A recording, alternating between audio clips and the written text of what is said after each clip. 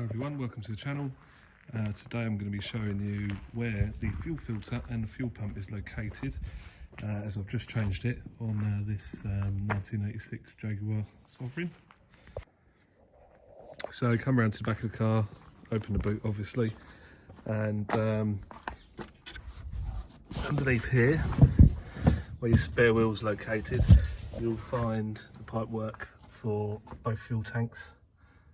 So your right tank, that's for your left tank, changeover valve. One of them is actually disconnected on this at the moment, so don't worry about that.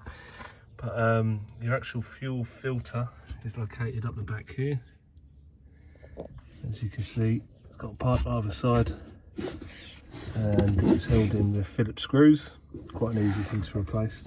And also the fuel pump is located down here, the 12-volt fuel pump. And I've just changed that as well.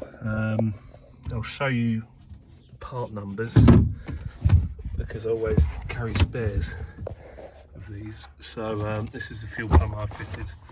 So this is a Bosch.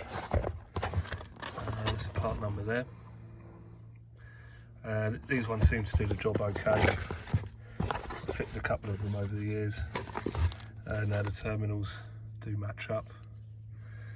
So that's the pump I used, and fuel filter,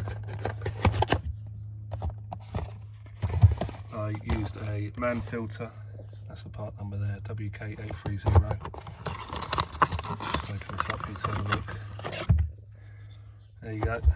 Pretty simple filter really, but if you're having trouble locating genuine items, these aftermarket ones do fit.